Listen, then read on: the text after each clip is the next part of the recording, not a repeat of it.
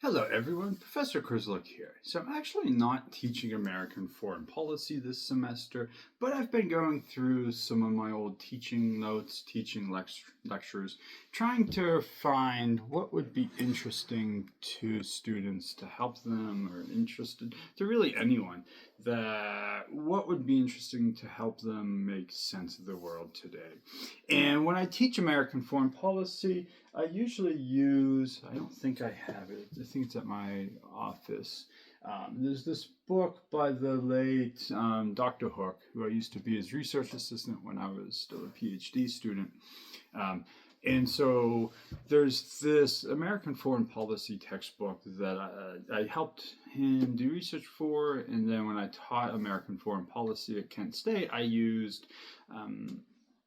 and one of the main things that I would teach students is why does Congress, who we know has constitutional power for foreign policy, abdicate or at least give away some of that power? So it's usually something that we can spend a week or 2 weeks digging into, reading some primary sources, reading the textbook.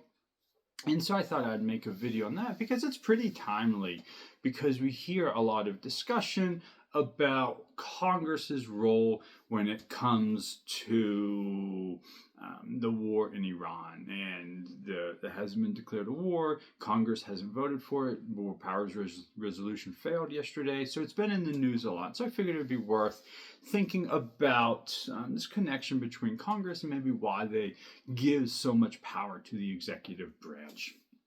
So one of the most important reasons Congress allows the president to dominate foreign policy is something that political scientists call blame avoidance. And it might seem pretty obvious. Foreign policy decisions, especially military ones, carry enormous political risks.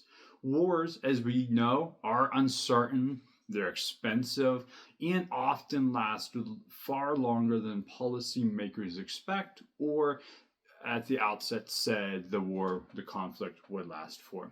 So if a policy goes badly, voters may punish the political leaders they believe were responsible for the decision. Members of Congress understand this very well. So because of that risk, legislators often try to avoid taking clear ownership of foreign policy decisions. Instead, they allow the president to take the lead, to be front and center. This allows Congress to maintain a lot of political flexibility. Sorry, trying not to have lights shine on my glasses. A lot of political flexibility. If a military intervention fails, members of Congress can then criticize the president and argue that the administration, that the executive mismanaged the situation, thus distancing themselves from the political fallout, political ramifications of the decision. But if the policy succeeds, those same members can then claim credit by pointing to the fact that, yes, of course, they supported the effort and maybe even voted to authorize it. Even if they didn't vote to authorize it, they can still say they supported it. So distancing themselves, but still aligning if the policy is successful. So in other words, this allows the president to lead foreign policy, and it can protect members of Congress from electoral backlash, while still leaving the possibility of claiming credit if things go well. So political scientists have studied this dynamic really for decades. One influential scholar, Kent Weaver, argued that politicians are often more motivated to avoid blame than they are to claim credit. Foreign policy is a perfect environment for blame avoidance because the outcomes are uncertain and the stakes are extremely high.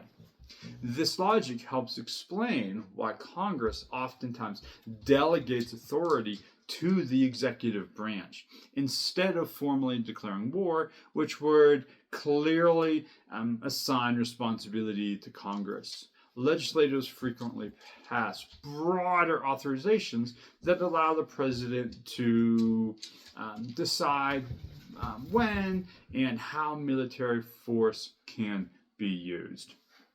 So, a well known and well cited even today example is the authorization for use of military force of 2001, the AUMF.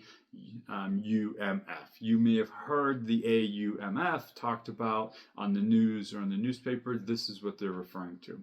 This was passed shortly after the 9/11 attacks, and the resolution authorized the president to use military force against those responsible for the attacks. But it gave the executive branch very wide discretion to determine where and against whom that force would be used and should and could be used against.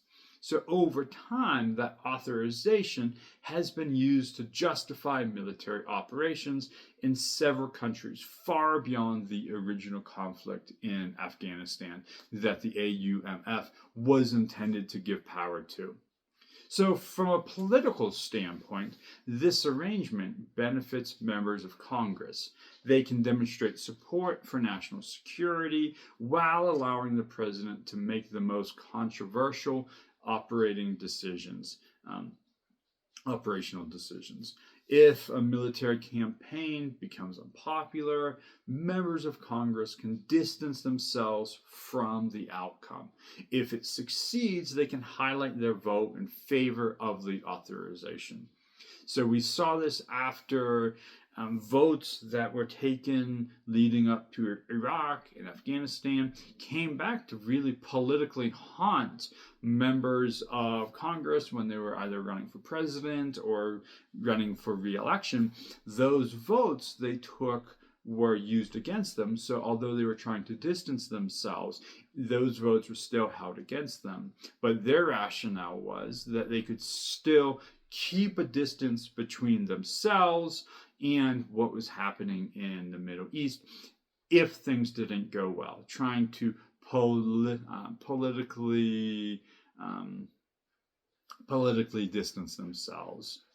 So we can understand, and there's different theories and different arguments, but we can understand why Congress has abdicated or given away, depending on how you look at it, some of their power to the executive branch. And one of the reasons for it is electoral politics and power politics in the American political system. Thank you.